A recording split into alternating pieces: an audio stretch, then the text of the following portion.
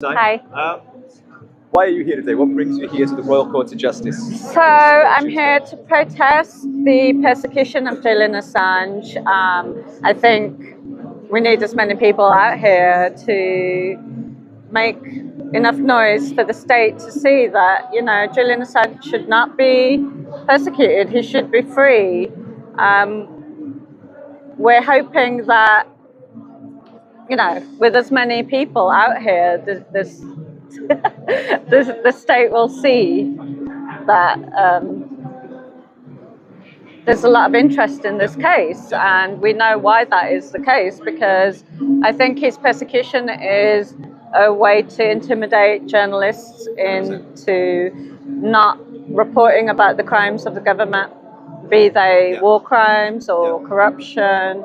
And of course, it's not just the British state or the American state as is often perceived. It's also, governments that are enemy states to this, such as Russia, Iran, etc. And what is your feeling, having heard the reports there halfway through the day when we heard Kristen talking about what was happening in the courtroom and everything? Does that give you much confidence about whether this has been taken seriously and gives us confidence for a good outcome tomorrow? I mean, I've heard that. I've heard actually within the courtroom people can hear okay, but for the journalists, some of them that have been inside in I think it's the annex room or the other room, they can barely hear. And this has happened previously as well.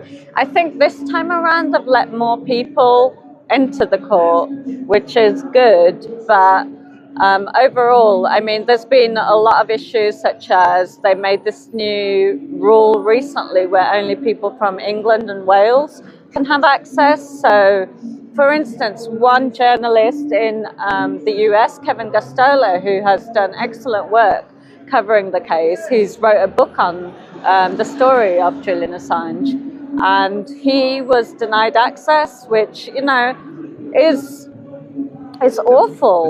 Bizarre, I mean, it's just that should not be allowed. This is of public interest. So why are they being arbitrary like that, where they're deciding who can get in and who can report on it? Do you have a feeling on which way it's going to go tomorrow, what the outcome's going to be?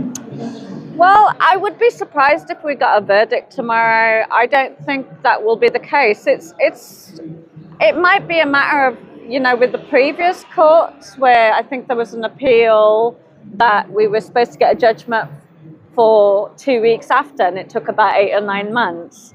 So I think we might have something like that occur again, because I would be very surprised that if extradition happened during an election year in the US, I wouldn't expect that. But so that this is going to drag on for an unknown amount of time yet before we even know what the next step could be. Absolutely. I mean, one other thing is we learned from the Stratfor emails that they wanted to move Julian around courts for 25 years as the punishment.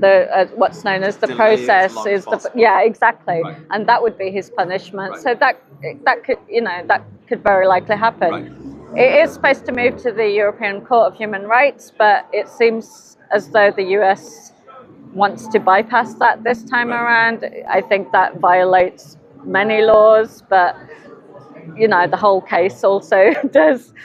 Mm-hmm. So if that's going to be the state of play, then which I agree with, I think is most likely the outcome. It's just going to drag on and on and on, and just basically try and break the man down as much as they can, and that the process, the punishment. Absolutely, yeah. So then, where does that leave us? What can we do? I mean, we still have to keep making as much noise about this, putting pressure onto the system to say no to this.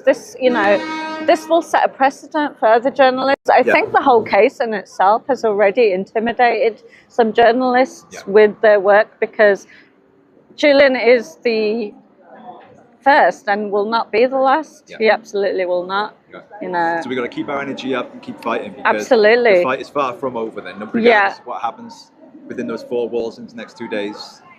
Absolutely. I mean, after these court dates, we still have to raise awareness Right. as much as we can until Julian is free. He should be free. He should be, you know, he commit no crime. He was a publisher. He published documents. He didn't write those. The government wrote those, you know.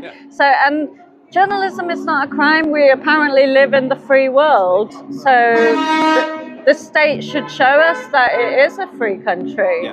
And we should be able to report on any news within reason. The news that WikiLeaks published was in the public interest. 100%. Yeah, it's an essential part of the mechanics of a democracy. Without a free press, we essentially don't live in a democracy. Yeah, exactly. I don't think it is very democratic with the way that things have been insofar as the persecution of Julian. Well, Naila, thank you so much for being Thank you. Okay.